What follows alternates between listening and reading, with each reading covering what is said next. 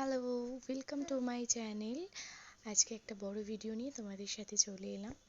তো এখানে ঘুম থেকে উঠেই আমি আমার ছেলেকে একটু আদর করছিলাম, তারপরে ব্রেকফাস্ট করে নিয়ে গুবলাইকে স্নান করালাম, ওকে রেডি করে নিয়ে ওর বিছানা করলাম, তারপরে ওর সাথেও কিছুক্ষণ খেলা করলাম। আর আমার ছেলেকে মুখে ক্রিম মাখাতে গেলেই ও ভীষণ বিরক্ত হয়। কার কার বাচ্চা মুখে হাত দিতে দেয় না, তোমরা কমেন্ট করে জানিও। ওর বিছানাটা রেডি করে নিচ্ছিলাম এখানে আমি, কারণ আমার অনেকগুলো কাজ ছিল। তো ওকে তাড়াতাড়ি ঘুম পাড়িয়ে তারপরে আমি সেই কাজগুলো করতে পারতাম, কারণ ও জেগে থাকলে আমি ওর সাথে খেলা করব বা কিছু করব সেটাই ও চায়। তো ওই জন্য এখানে দেখতেই পারছো তোমরা, ওকে ঘুম পাড়িয়ে দিচ্ছিলাম, তো ও না ঘুমিয়ে উল্টে গেল, একা একাই উল্টে গেল। তারপরে আমি ভাবলাম যে তাহলে যখন ও ঘুমাবেই না, তাহলে আমি বসে বসে আমি জামা কাপড়গুলো ভাঁজ করতে থাকি।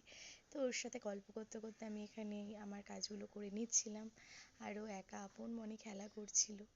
তো এইভাবেই দিনটা কেটে যাচ্ছে আর কি। মা হওয়ার পর সত্যি দিনটা বোঝাই যায় না কখন কিভাবে কেটে যায়। এখানে ও একা একা বসে জানলার দিকে পাখি দেখছিল।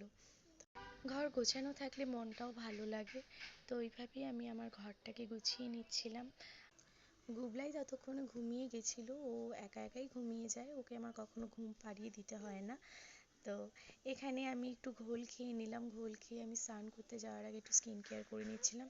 তোমরা চাইলে আমি তোমাদের সাথে শেয়ার করে দেবো নেক্সট ভিডিওতে।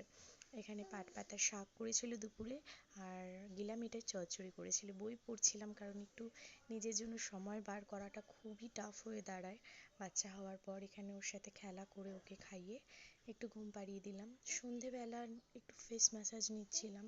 সন্ধেবেলা সেরকম কিছু খাওয়া দাওয়া করিনি, একটু আম খেয়ে নিয়েছিলাম। তো তারপরে রাতে ডিনার সেরে নিয়ে এখানে স্কিন কেয়ার করছিলাম একটু। তো তারপরে আর কি আজকের দিনটা এইভাবেই কেটে গেল। যদি তোমাদের এই ভিডিওটা ভালো লেগে থাকে অবশ্যই লাইক, শেয়ার অ্যান্ড সাবস্ক্রাইব করে দিও। আমি এখানে বোরোলিন ইউজ করছিলাম লিপে। তো আমি বর্ষাকাল আর শীতকালে সবসময় বোরোলিনটা ইউজ করি। বাই, নেক্সট ভিডিওতে দেখা হবে।